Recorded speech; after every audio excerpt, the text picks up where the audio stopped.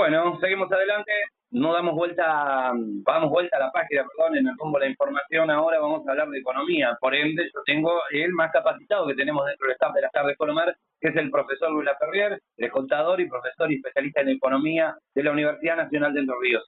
Buenas tardes, Luis, desde acá de La Paz, le mandamos un abrazo muy grande. Hola, Genaro. Bueno, un gusto como siempre, como toda la semana, la verdad, agradecido por la comunicación y poder conversar un poco sobre esta realidad tan dura para la gran mayoría de la población. Y bueno, empezamos a hablar la semana pasada y creo que valía la pena hacer un raconto de lo que ha venido sucediendo en Argentina, cómo estamos y fundamentalmente hacia dónde vamos, qué puede pasar. No sé qué te parece a vos. Dale, vamos para adelante con esto. Entonces, recuento de este primer año de gestión del gobierno de Javier Milei, entonces.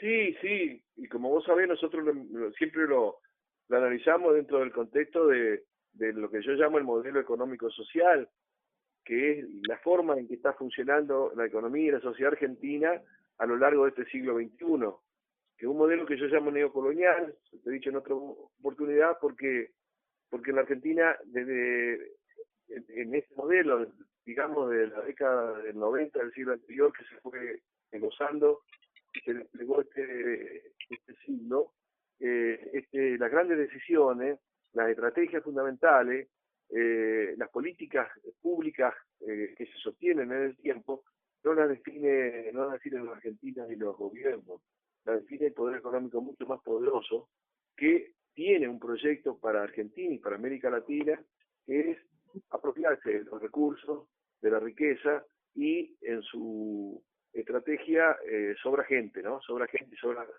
fundamentalmente gente que consuma. Y entonces, porque ya hemos hablado que estamos en una crisis civilizatoria donde los recursos empiezan a ser cada vez más escasos, recursos para la vida a nivel planetario, y hay una minoría que quiere apoderarse de esos recursos estén donde estén.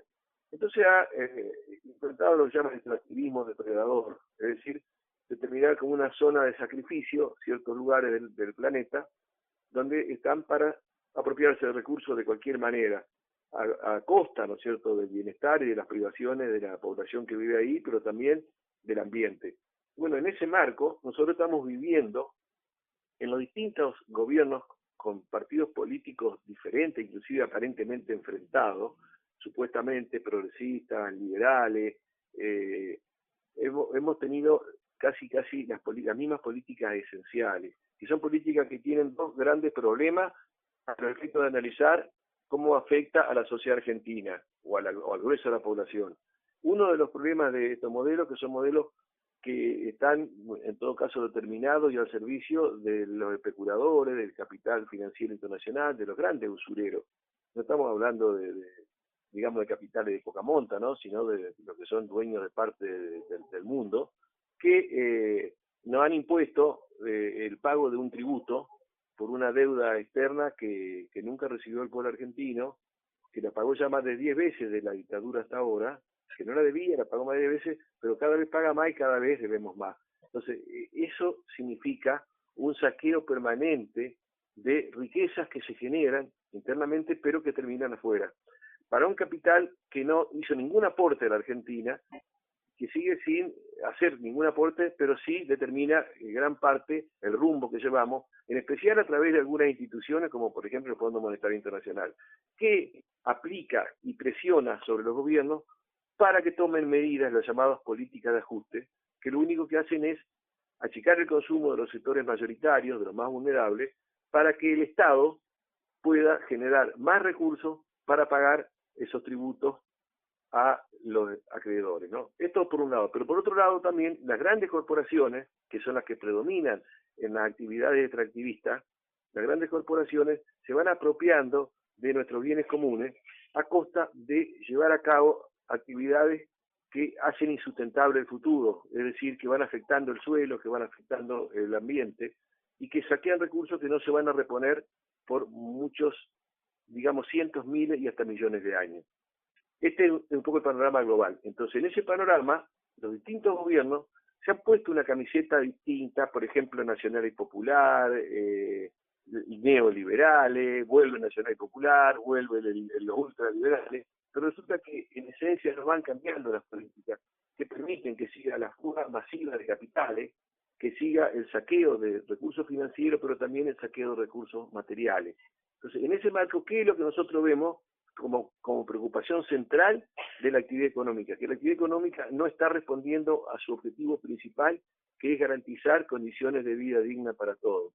Entonces, si nosotros vemos cómo evolucionó la pobreza a lo largo de este siglo, y bueno, después de la crisis brutal del 2001-2002, y que hubo una reactivación de la economía, sin embargo, la pobreza estuvo siempre en niveles 10, 15, 20, 25, 30, 35, 40. Si el gobierno anterior a este dejó en diciembre del año pasado una pobreza que afectaba a más del 43% de la población.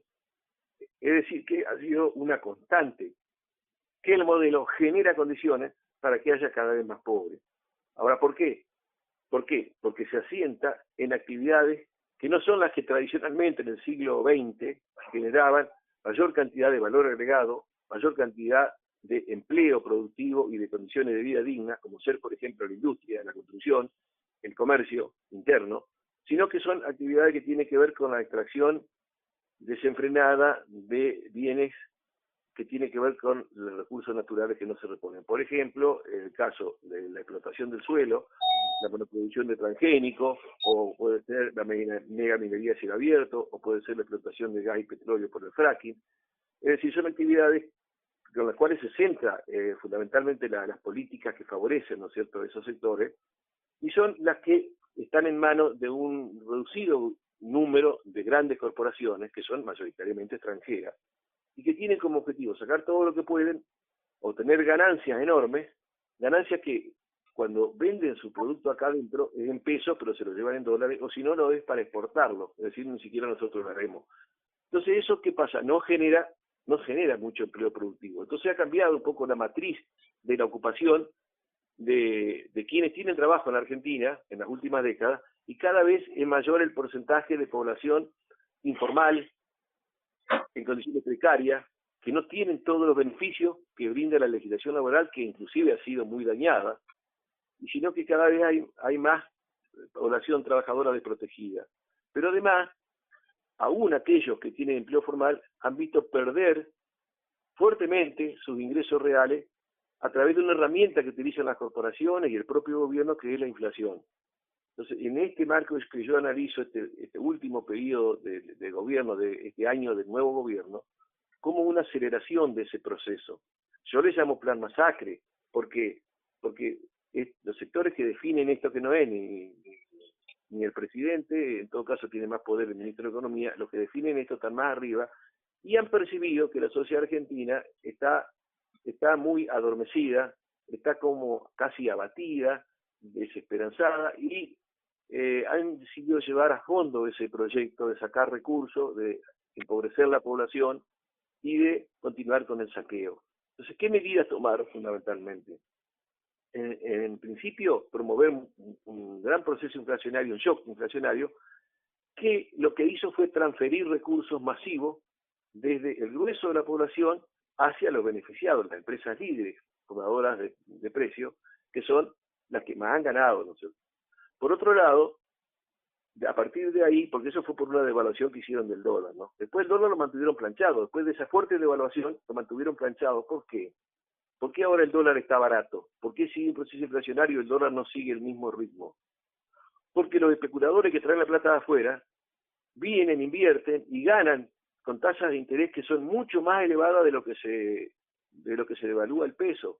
Entonces, ¿qué pasa? El dólar está muy barato. Entonces vienen y al cabo de un tiempo obtienen rentas que le permiten obtener entre un 50 y un 100% de ganancia en un año en dólares. El tema es que después se lo tienen que transformar en dólares. Por ahora nosotros estamos viviendo una etapa intermedia. El dólar está artificialmente bajo, pero no se va a mantener así, porque este modelo estructuralmente no genera los dólares que se necesitan para el saqueo. Entonces, cuando los dólares sean muy escasos, va a subir el precio, va a subir muchísimo, va a haber de nuevo presiones inflacionarias, pero los especuladores ya se habrán llevado el dólar barato afuera. Eso mismo se hizo en la época de Macri, se hizo en otros gobiernos. Entonces, la preocupación es que nosotros estamos mal, porque se aplican políticas de ajuste, que lo único que hacen es garantizar que el Estado obtenga recursos, no para mejorar las condiciones de vida de la gente, no para solucionar los problemas argentinos, sino para pagar los intereses de esa deuda que nunca recibió el pueblo argentino. Esto es un problema, ¿por qué? Porque las políticas de ajuste están demostradas por las cifras que muestran la misma información oficial, ¿no es cierto?, en el presupuesto y en la ejecución del presupuesto, donde se achicó muchísimo el gasto del Estado. ¿Y cuáles fueron los rubros que más se achicaron? Obra pública se planchó, que obviamente eso afectó el proceso al sector de la construcción, pero también en la continuidad de obras que son necesarias o indispensables para la gente. Pero también se achicó, el grueso del ajuste fue sobre los jubilados. Y además en la transferencia a las provincias. ¿Y quién se afecta en haber cortado la transferencia a las provincias? Y se afectan todos los argentinos. ¿Por qué? Porque se deja de recibir el fondo docente, se afecta la educación.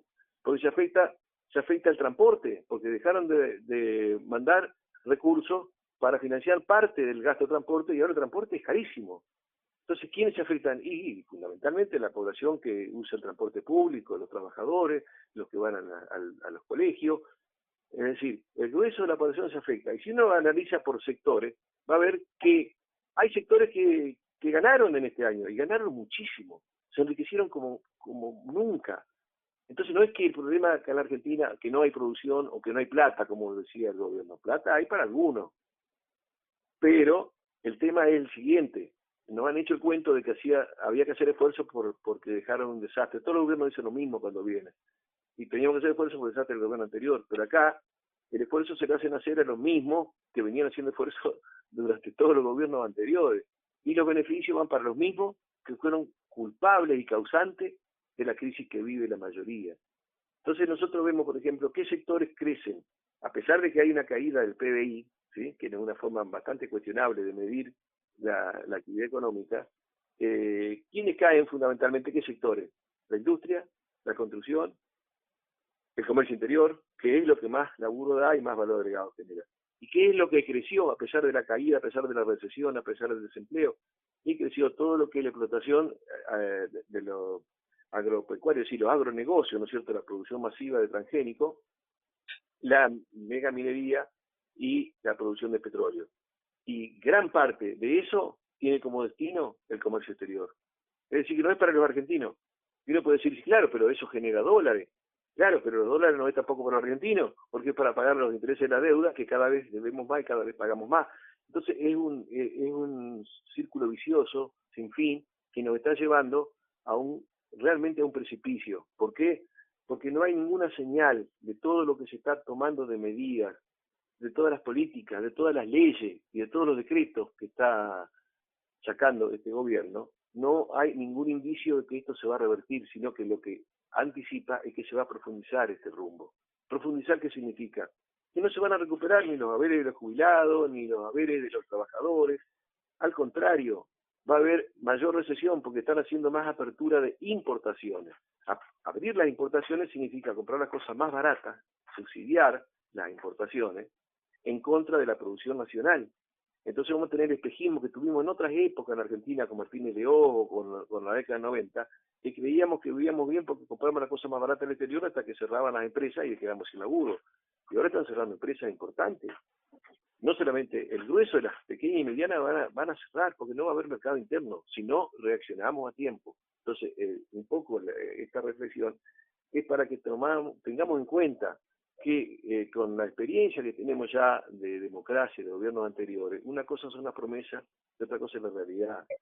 Y la realidad es que si nosotros no nos involucramos, no nos informamos, no participamos, no reclamamos, y bueno, la política de ellos va a seguir, bueno, sigamos profundizando porque estos aceptan en esta sumisión, ¿no es cierto? Esto es un panorama muy global, pero que me gustaría que en todo caso, si vos quisieras que profundicemos en cualquier elemento, es decir, la deuda externa en este año aumentó 100.000 millones de dólares.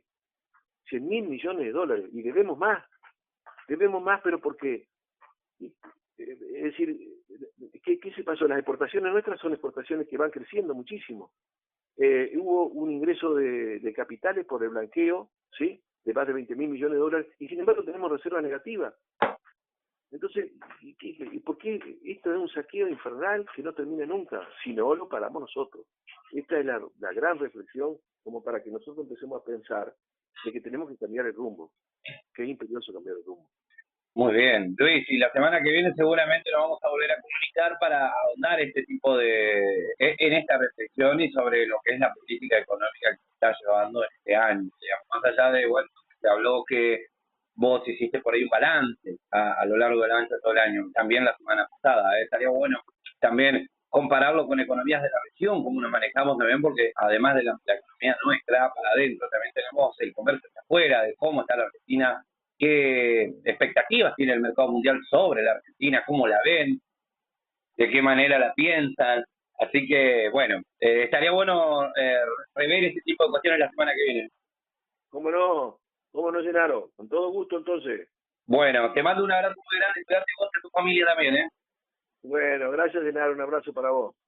Luis Ferrer, nuestro contador, profesor también de economía, titular de cátedra